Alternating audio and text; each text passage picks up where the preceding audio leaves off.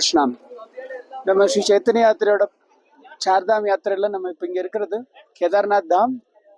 சார்தாம்ல இது 2வது தாம் கேதார்நாத். நம்ம பின்னாடி இருக்கிற கோயில் கௌரி கேதாரேஸ்வரர் கோயில். இது 12 ஜோதிர்லிங்கங்கள்ல ஒன்று. இங்க சிவபெருமான் ஜோதிர்லிங்கம் சுயம்புவா தோன்றியிருக்கார்.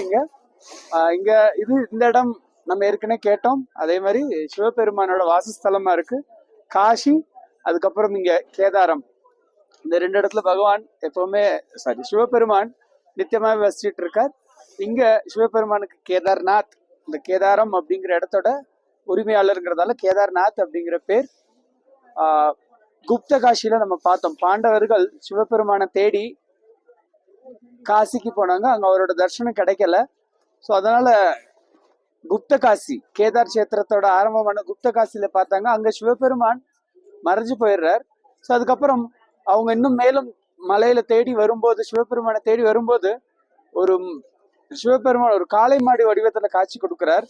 பீமன் அதை ஐடென்டிஃபை பண்றார். பீமன் அதை கண்டுபிடிச்சு அந்த காளையோட பின்னங்காலையும் வாளையும் பிடிச்சுக்கிறார். பட் இருந்தாலும் அந்த மாடு, அந்த காளை மாடு, சிவபெருமான் காளை மாடி வடிவத்துல இருக்காருல்ல, ஓடி போய் அவங்க பிடியில இருந்து நழுவி மறைஞ்சு போயிடுறார். அப்புறம் 5 இடங்கள்ல தன்னோட வெவ்வேறு உடல் பகுதியை அவங்களுக்கு தரிசனம் காட்டுறாரு, அவங்களோட பிரார்த்தனைக்கு தகுந்த மாதிரி.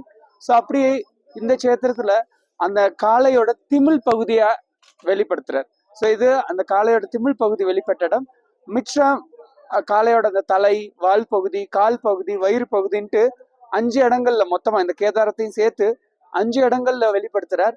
இது பஞ்ச கேதார கஷேத்திரமா அழைக்கப்பட்டது. இது எல்லாமே இந்த இமயமலை, இந்த கேதார பகுதியிலேயே இருக்கு. தமிழ்ல இந்த கேதார்நாத்தை நாயன்மார்கள் பாடியிருக்காங்க.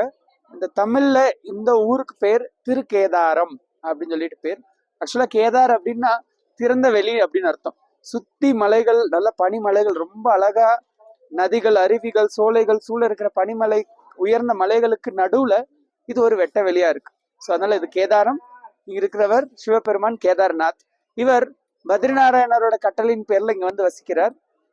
கௌரி தேவி இங்க இருக்காங்க, பார்வதிக்கு இங்க கௌரி தேவின்னு பேரு. ஸோ கௌரி கேதாரேஸ்வரர். ஹரே கிருஷ்ணா.